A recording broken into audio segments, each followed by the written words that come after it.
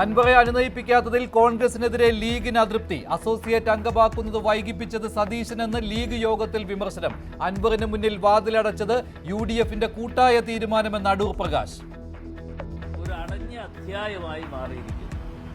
UDFുമായി സഹകരിച്ചു പോകാൻ അദ്ദേഹം തയ്യാറല്ല എന്നുള്ളതിന്റെ വ്യക്തമായ ഒരു സൂചന ലഭ്യമായിട്ടുണ്ട്.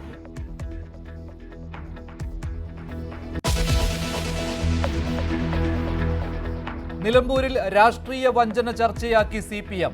ആര്യാടൻ മുഹമ്മദ് പോലും ഇടതുമുന്നണിയെ വഞ്ചിച്ചെന്ന ആരോപണം. മരിച്ചവരെക്കുറിച്ച് മര്യാദകേട് പറയുന്നുവെന്ന് UDF. വഞ്ചകനെന്ന മുഖ്യമന്ത്രിയുടെ ആക്ഷേപത്തിന് നാളെ മറുപടിയെന്ന് അൻവർ. M സ്വരാജ് പത്രിക നൽകി.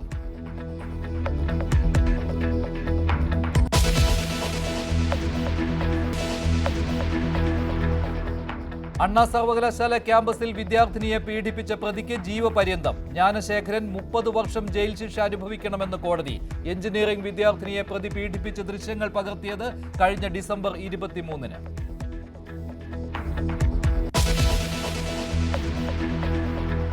പ്രസിഡന്റായി മോഹൻലാൽ തുടരണമെന്ന് അമ്മ. അഡ്ഹോക് കമ്മിറ്റിയുടെ തീരുമാനം മോഹൻലാലിനെ അറിയിച്ചു. ജനറൽ ബോഡി യോഗം ഈ മാസം 22-ന്.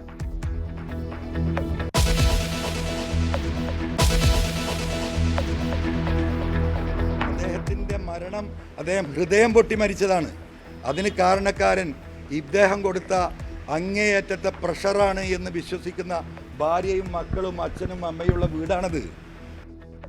നിലമ്പൂരിൽ UDFനെതിരെ പ്രചാരണം തിരിച്ചു PV അൻവർ.